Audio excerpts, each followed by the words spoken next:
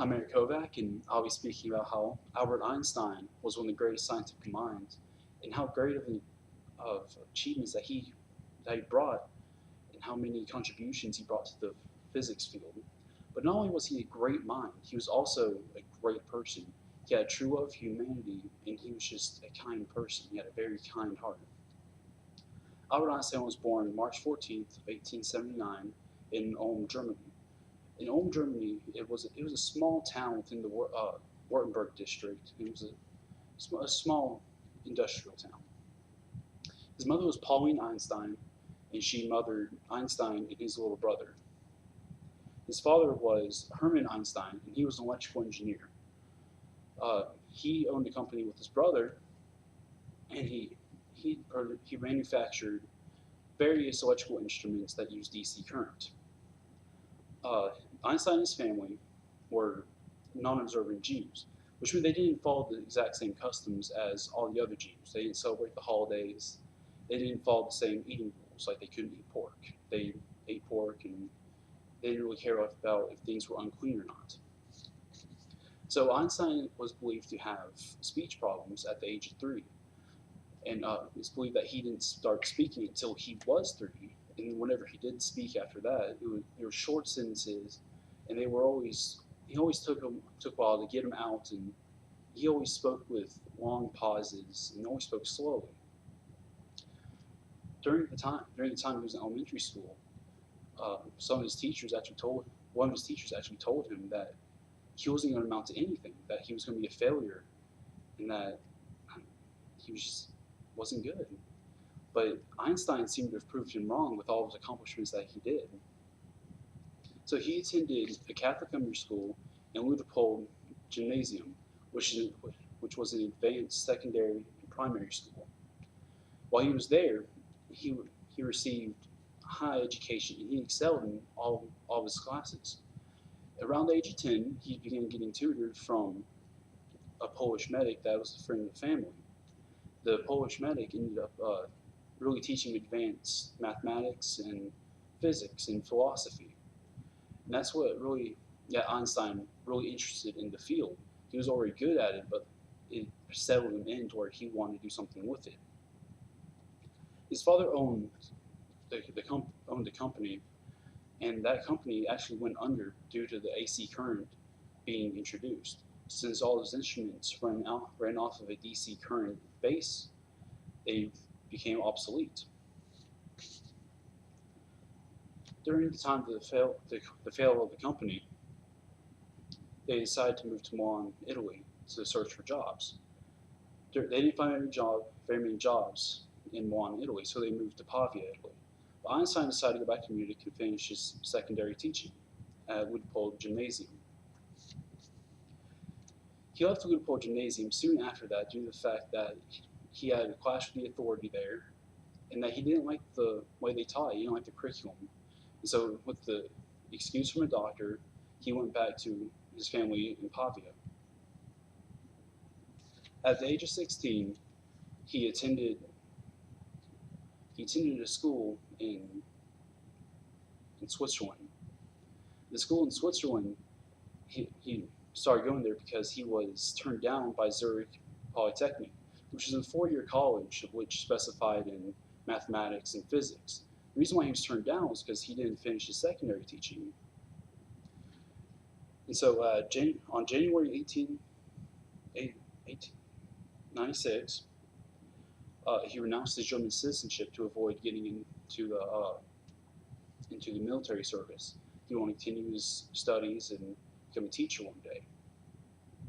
So at the age of 17, he passed the Swiss Matura, which is it was an exit test for getting out of secondary school. So he excelled on the test. So he passed with flying colors, and he actually got a perfect score on the math and physics portion. And so later on that year, he started attending Zurich Polytechnic, which he went there for mathematics and physics teaching diploma. Here in that diploma in 1900, soon after he graduated, he met his wife. That he got married to his wife, whom he met there. They had 3 children, 2 boys and a daughter. The daughter, not much was known about her. It is believed that she passed away at a young age of scarlet fever. But soon after Einstein moved to Berlin to start work and start teaching there. In 1919, he got divorced of his wife.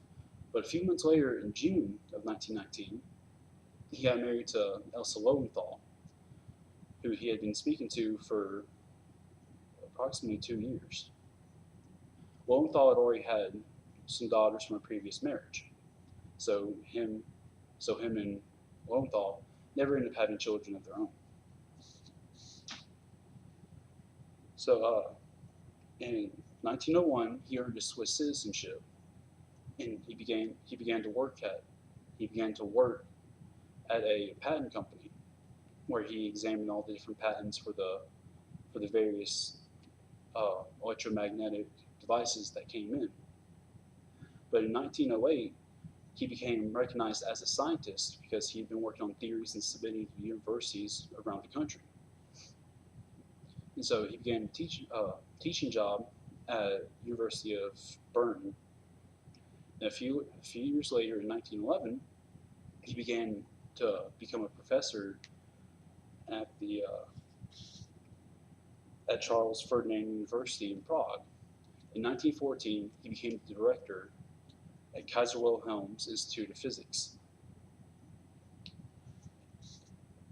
In 1921, he was awarded the Nobel Prize for his explanation of the photoelectric effect. And in 1925, he received the Copley Medal from the Royal Society for his achievements. After 1921, he began to travel abroad around the world. He began to give lectures and teach at various universities in many countries, from Japan to Pakistan to Russia to America.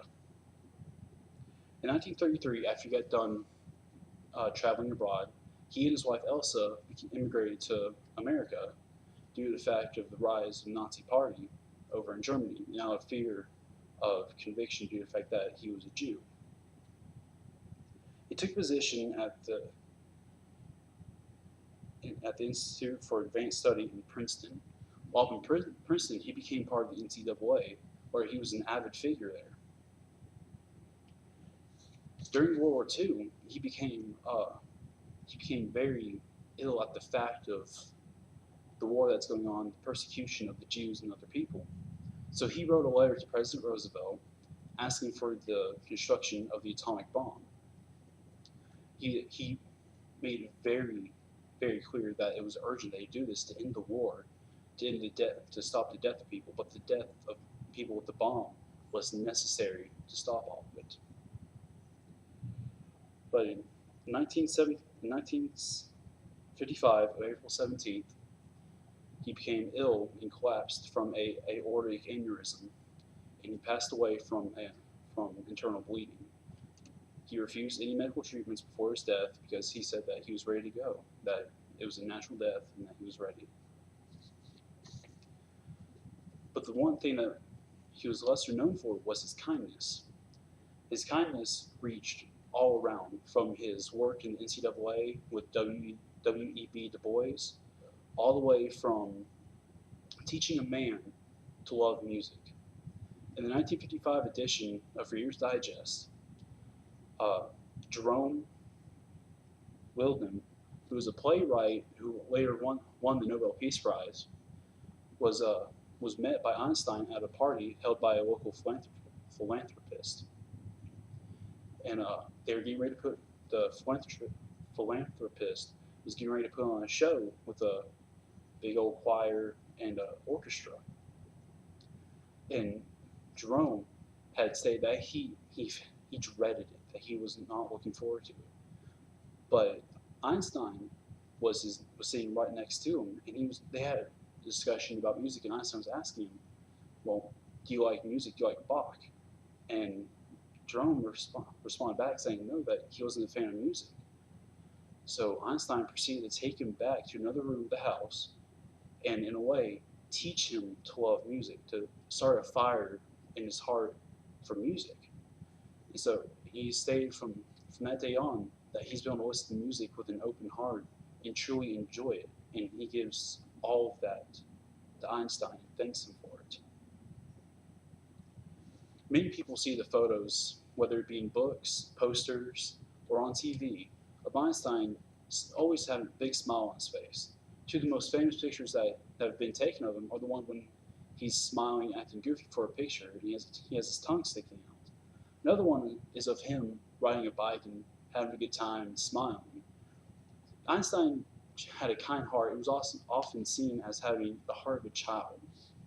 He was often quoted by people saying that he always loved to see people smile and that he did what he could to make people smile.